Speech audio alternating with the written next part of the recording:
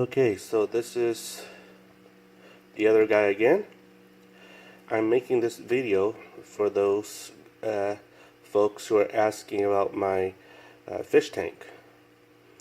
The reason why they're asking about my fish tank is because I am using a kitty litter substrate made by Special Kitty. It is the non-fragrant kitty litter. It is hard clay. So I began setting this tank up with that kind of with that brand of kitty litter as my substrate. There were some folks who was asking whether or not my kitty litter has turned into mush and whether or not it is even good for plants. As you can see here, my fish tank is very much alive, and you can see there's plants flourishing on the bottom. Okay, it is actually a very good substrate. If I have to do it again, I'd use it again. As you can see that the substrate here has changed color. This is due to it not being disturbed by anybody. You can see there's roots here, and you can see that there's a lot of bacteria growing here, a lot of fish dropping, fish feces, or however you call it, fish dropping that have developed onto the soil here, you know. And so these are very good bacteria, good nutrient. I think it's about a year and a half or a year. I forget how old my video was. But as you can see, my plants are healthy. If you look back into my old video, you'll see that my plants were very small and sparse. But as you can see, my finger here, I'm doing a finger length right here, and that's how tall my plants are. So they've grown a lot, and I don't, I have nothing bad, but good things to say about this cat litter. Okay. I've also been able to grow shrimps in here. They're actually thriving.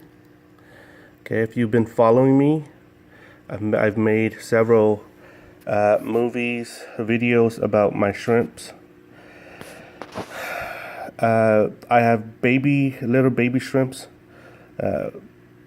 in the tank as well, but they usually come out at night, and they're very fun to watch. I love watching my shrimps. There it is. Hocus focus. There you go. They're very fun to watch. And if I really concentrate on looking for the shrimps, I would find tiny little baby shrimps playing around, hiding in the plants and in the rocks. I've added this rock right here. I've added the other white rock. I found a huge white rock from a stream, Dinky Creek, and I'm going to add it in here as well. I'm going to use it as a platform to stand the logs here onto, to bring the logs here up a little bit. So it's going to be underneath the rocks there. The logs there. So it's going to raise it up a little bit more. What else? The water is capped about between 75 and 80 degrees Fahrenheit. Perfect for my little neons. Let's see. Yeah, I'll show you the other side here. As you can see, this is the other view. It's The roots here are very, very nice. Alright. And like I said, I don't have much complaint about this. The only complaint, I'll be honest with you, is that the substrate here, it's very fine. Okay. So if you're cleaning the substrate, sucking up fish matter, fish leftover or fish poop, I call it fish poop, it'll cloud the fish tank a little bit because of the fine clay particles and stuff like that. But to me, I've never had, I have never had to suck up the substrate here to clean them. The reason is because I have plants, and the fish poop and whatever food that I have, they're actually really good for the soil and also really good for the plants, and so the plants actually uses it. Okay. And so I don't have any issue with nitrates building up or phosphorus building up my tank. Let's see. Okay, I'll show you another view. Okay, this is another view.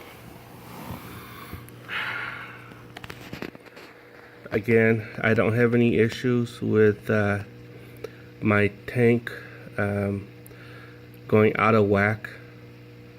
This is a 135 gallon tank, so I'm a pretty happy guy with my tank, with my water quality. Usually when you have bad water, the shrimp is usually the first to go. They're sort of like the canary of the fish tank, of my fish tank actually. And so if you start seeing your shrimps dying, something's wrong with your tank. But as you can see, my tank is flourishing with tiny little shrimps crawling around. These are Caradinas. My Chinese algae eaters are very, very happy. There's plenty of algae for them to go around. I have about five or six algae eaters in here. So they're very happy. All my tetras are happy. Yeah, so I really like the substrate here. It took a little bit longer for the plant to really get real nutrient. The reason was because the clay in the cat litter comes almost sterile, didn't have any nutrient, in which I had to add fertilizers onto my plants. I forget what they are called, but they're fertilizers. But then as soon as my fishes started pooping and I started adding food into the tank, my plant started to thrive. So that's what's good.